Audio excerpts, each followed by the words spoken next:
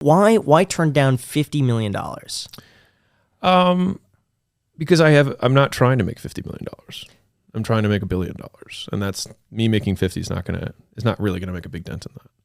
And so, I believe it would though. No, what is that, 5% or something? Yeah. But like substantial. I think it.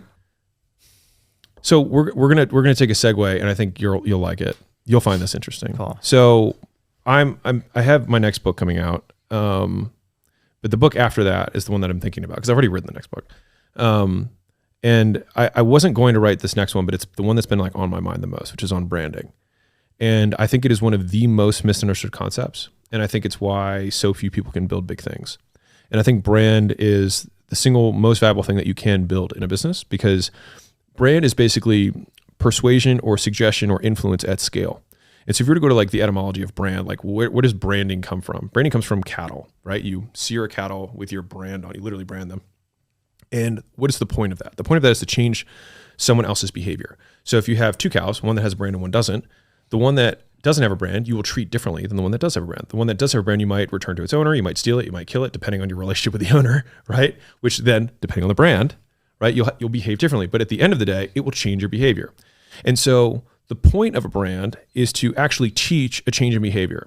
And so if you have a white shirt that's plain and a white shirt with a check mark, you train a behavior that you want people to do something when they see that and behave accordingly. And so the idea of branding is basically teaching, it's pairing, it's making associations between things people know, things people don't know. And then you do that enough time. Like if I wear this hat enough times, people will eventually just want to wear the hat if they like what I've associated the hat with. If they like me, like fitness, they like free value, they like the values in general that I stand for, they will start associating that. If they want to be more patient, they want to be more ambitious, they want to be more fit, want to be more, driven, whatever it is, whatever they associate me with, they might put this hat on because it stands for that for them. They've made that association. And so they'd be willing to pay more for this hat than just a generic hat. And like that is branding.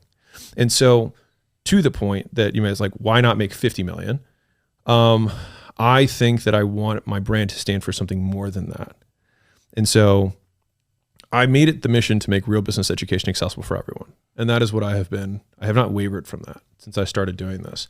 And I have two aspects to that. One is like the distribution of how do I get this to everybody and how to make it accessible. And that has multiple levels to it, which is one is like, is it easy to understand? But also like, is it fun and entertaining? And I'm getting better at that. I think I'm better at the easy to understand part. I'm still working on how do I make this more entertaining so that like a stay-at-home mom will actually click and maybe get interested in something like this and maybe recommend her son or her daughter to like watch something like that. I'm not there yet. But in order for me to get that level of accessibility, like I need to get better.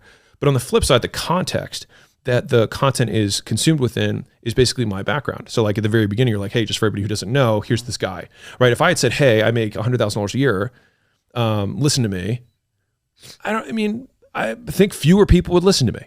I mean, maybe some would, but like far fewer would listen to me as a quote authority on making money in general. Yeah.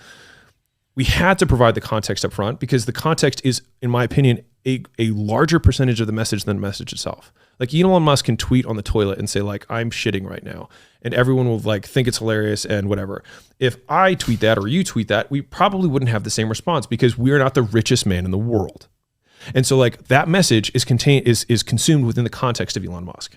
And so what I'm building with my personal brand, right, is the context to deliver a message at scale that I want to deliver. And we're not there yet. And so this is much more of like a 10-year, 15, 20-year plan that I'm trying to outline. And I'm showing pages one at a time. Like the book launch was one piece. There's going to be another piece next year. And like people will see that as it unveils. So it's more about the perception of you rather than potentially optimizing for impact, because there is an argument I feel like to be had. If you were to charge some money for the book, I do think people would pay more attention and potentially it would make more of an impact on those who do read it than just giving it out universally for free. I'll give you the argument for it. But I do think that perception overall, people are like, oh, this is the guy that gives all of this value for free. Whether or not it impacts them, who's to say? So I've been on both sides of this. I have charged lots of money for things. And so you make a greater impact giving away things for free. That's just objective, you'd say? Yes, because you get 100 times more people to consume it.